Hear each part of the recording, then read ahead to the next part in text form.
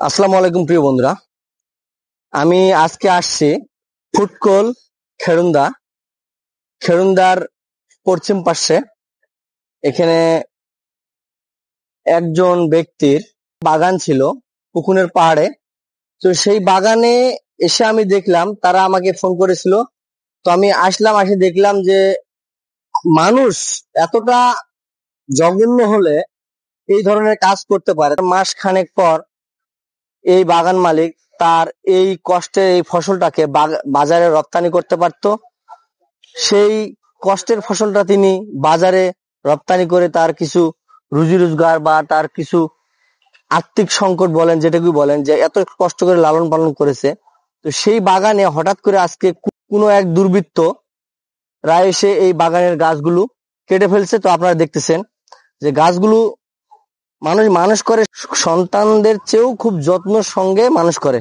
তো সেই গাছগুলো দেখেন, মানুষ কতটা অমানবিক, কতটা পাষণ্ড হলে এই ধরনের কাজ করতে পারে। সম্ভবত গভীর রাত্রে অথবা রাত শেষে এসে এই কাজগুলো করেছেন। এই ধরনের আম ছিল দেখেন প্রতিটা গাছে। তো গাছগুলো কেটে ফেলা হয়েছে। তো আসলে এটার তীব্র নিন্দা জানাই। আর পুলিশ প্রশাসন মহোদয়ের কাছে রিকোয়েস্ট যে এই বিষয়ে যদি তারা থানায় কোনো তো রিপোর্ট করে, তো সেই রিপোর্টটা যেন খুব দ্রুত তদন্ত করে আইনের আওতায় সেই দুর্বৃত্তদের আনা হয়।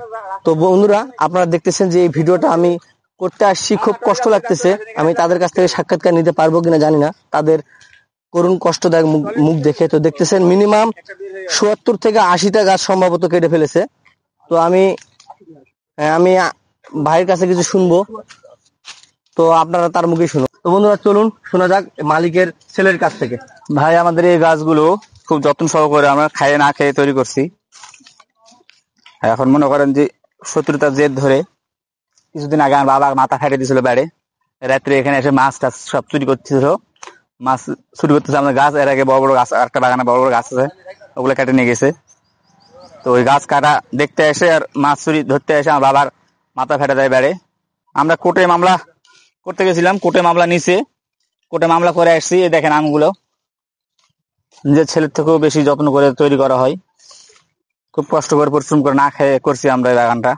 এটাই আমাদের শেষ সম্বল। আপনারা কি এটা জানতেন না যে এই ধরনের একটা ঘটনা ঘটবে? আপনারা জানতেন না? না, পুরাতন শত্রুতার জেদ ধরে আমাদের আর একটা বাগান আছে, ওখানে বড় বড় গাছগুলা রাত্রে বেলা চুরি করে নিয়ে যায়, কেটে নিয়ে যায়। তো একদিন এখানে পুকুরে মাছ, আমাদের এই পুকুর আছে, পুকুরে মাছ আমাদের চাষ করি আমরা মাছ। তো এই পুকুরে জাল দেওয়ার জন্য আমরা আসছিলাম, আসে দেখি গাছ কাটতেছে। আমার বাবা দেখতে যাওয়াতে আমার বাবার মাথা বাইরে ফেটে দেয়। কিছুদিন আগে, এটা গত রমজানের 28 তারিখে এই ঘটনা ঘটাই। আসলে এইটা কি কাগজপাতি আপনাদের সবটা আপনার সঠিক? হ্যাঁ, আমাদের এগুলা রেকর্ড করা সম্পত্তি। এটা আমরা বাপদাদার আমল থেকে এটা আমরা রেকর্ড করে খাই। এবং মনে করেন যে কিছু কিছু শত্রুতা করে আমাদের এই ক্ষতিগুলো করতেছে। তো গত কিছুদিন হলো ওই আমার বাবার মাথা ফাটার কারণে যে মামলাটা করছিলাম কোর্টে, ওই মামলার তদন্ত আসছে। এই তদন্ত আসার কারণে হয়তো শুনছে যাদের বিরুদ্ধে মামলা করছি, এই শত্রুতা জেদ ধরে ওই লোকগুলোই আবার আমাদের এই বাগানটা কেটে শেষ করে দিছে।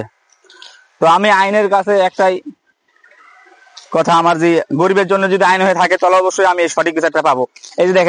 এই দেখেন কতগুলো আম আছে আমার এই গাছটা দেখেন। তো বন্ধুরা, আপনারা দেখতে পাচ্ছেন যে গাছে কতগুলো আম ছিল, সেই গাছগুলো কেটে ফেলেছে তারা। বাবা ছেলে এখন মনে করেন পাগল করা।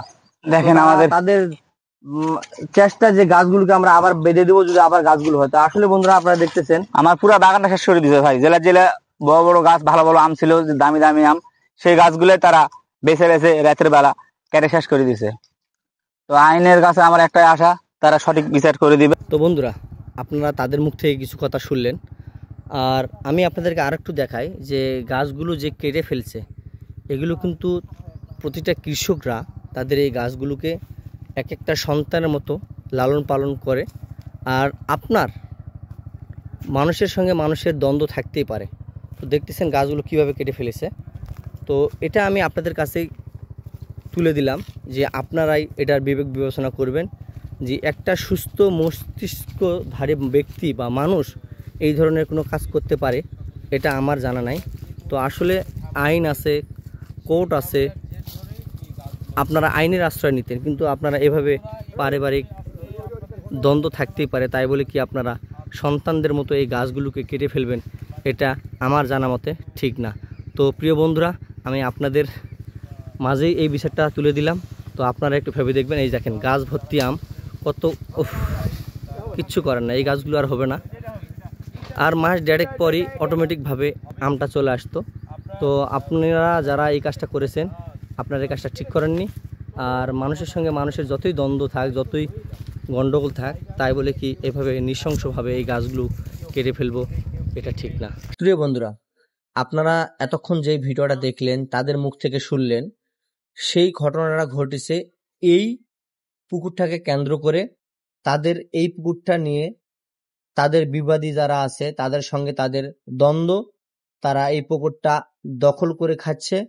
তাদের ভাষ্য অনুযায়ী এই পুকুরে তারা গাছ লেগে রেখেছিল তাদের বাউন্ডারি অনুযায়ী। তো এখান থেকে তাদের যারা বিবাদী, তারা এখান থেকে নাকি তারা গভীর রাত্রে কিছু কিছু জায়গার বড় বড় গাছগুলো তারা কেটে নিয়ে যায়। সেই কারণে এই পক্ষরা তাদের বিরুদ্ধে মামলা করেছিল।